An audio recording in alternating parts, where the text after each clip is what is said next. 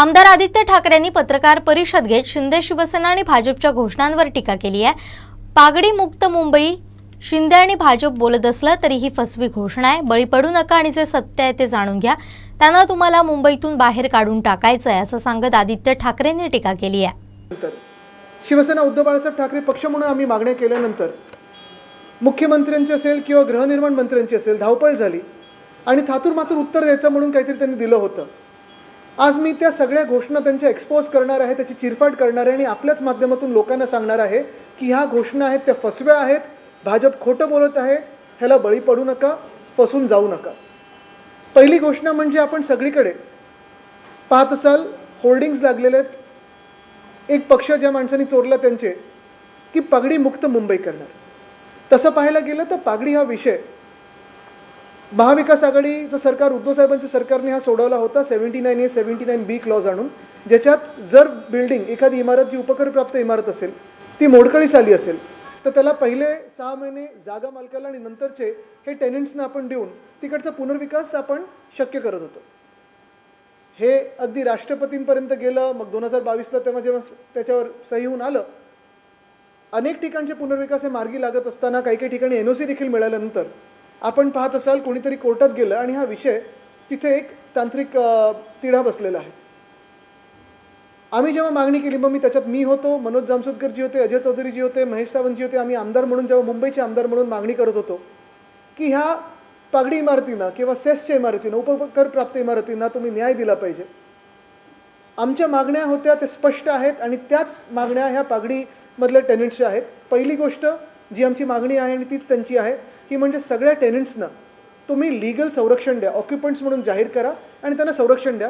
कारण झालं असं आत्ता कुठेतरी बिल्डिंग मोडकळीस आली आहे दाखवून जे जागा मालक आहेत ह्या पागडीमध्ये राहणाऱ्या लोकांना बाहेर काढण्याचा प्रयत्न करतात। तर पहिली आमची मागणी होती तुम्ही त्यांना ऑक्युपंट्स म्हणून जाहीर करा आणि जे काही तांत्रिक आणि लीगल संरक्षण असतं ते द्या। दुसरी गोष्ट म्हणजे हा जो तिढा निर्माण झालेला आहे कोर्टामध्ये, एक सक्षम प्राधिकरण कोण आहे हा लवकर सोडवा। कोर्टामध्ये तुमचा इगो बाजूला ठेवा आणि सांगा कोर्टाच्या समोर की म्हाडाच हे सक्षम प्राधिकरण आहे। का अजून ते अडले, का राज्य सरकारकडून पुढे काही कारवाई झाली नाही त्याच्यात कोणास ठाऊक। आणि तिसरी गोष्ट आणि सर्वात महत्त्वाची गोष्ट जी मी मागणी केली होती अधिवेशनात ती हीच होती की ज्या काही उपकरप्राप्त इमारती आहेत किंवा सेस प्रॉपर्टीज असतील किंवा पागडीवाले प्रॉपर्टीज असतील ह्यांना तुम्ही स्पष्टपणे एक ट्रिगर द्या की मोडकळीस बिल्डिंग आली असेल किंवा नसेल, पण 60 वर्षाची एकदा बिल्डिंग झाली तर पुनर्विकासाची संधी पहिली जागा मालकाला आणि मग तिकडच्या टेनंट्सना हे तुम्ही शक्य करून द्या।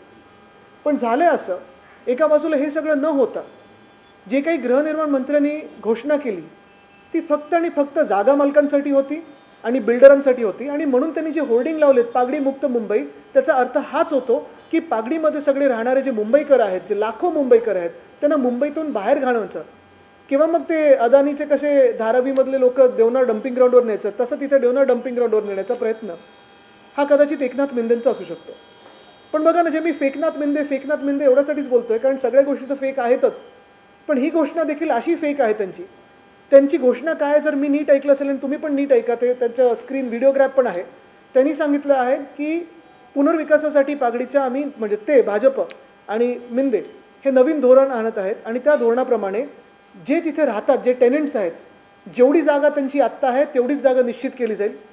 म्हणजे जर तुम्ही 10 बाय 10च्या खोलीत राहत असाल, जो काही पुनर्विकास स्वतः करता त्याच्याप्रमाणे 500 square foot, 560 square foot, 700 square foot, कोणा 300 स्क्वेअर फूट, जे काही तुम्ही ठरवता ते होतं। पण मिंदेंच्या घोषणेप्रमाणे आणि ह्या धोरणाप्रमाणे तुम्हाला जेवढी जागा आहे आत्ता तीच सुनिश्चित करून तेवढीच जागा तुम्हाला मिळेल। पण जागा मालकांनी अधिक ठिकाणी आपण पाहाल जास्ती करून ठिकाणी जागा मालकांची आता जे काही राईट्स आहेत ते बिल्डरांनी घेतलेत, त्यांना वाढीव FSI मिळणार, TDR मिळणार, अजून कॉम्पेन्सेटरी काहीतरी मिळणार, इन्सेंटिव्ह मिळणार, बेनिफिट मिळणार। म्हणजे नेमकं तुम्ही कोणाचं सरकार आहात?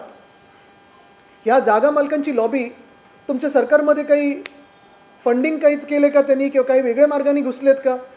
बिल्डरांची लॉबी जी असेल, मी नेहमी सांगतो की हे सरकार भाजपचं जे आहे ते बिल्डर जनता पार्टी आहे, ते भारतीय जनता पार्टी नाहीच आहे। आणि खरोखर तुम्ही पाहाल की सगळ्या ज्या घोषणा आहेत ते बिल्डरांसाठी केलेल्या आहेत। तर ही पागडीची घोषणा आणि आज आपल्याच माध्यमातून सगळ्या पागडीमध्ये राहणाऱ्या मुंबईकरांना मी विनंती करत आहे की हे जे काही पागडी मुक्त मुंबई जे बोलत आहेत, मिंदे बोलत असतील, भाजप बोलत असतील, फसवी घोषणा आहे, बळी पडू नका आणि जे सत्य आहे ते जाणून घ्या, त्यांना तुम्हाला मुंबईतून बाहेर काढून टाकायचं आहे। ही खरी गोष्ट आहे आणि खरी परिस्थिती आहे।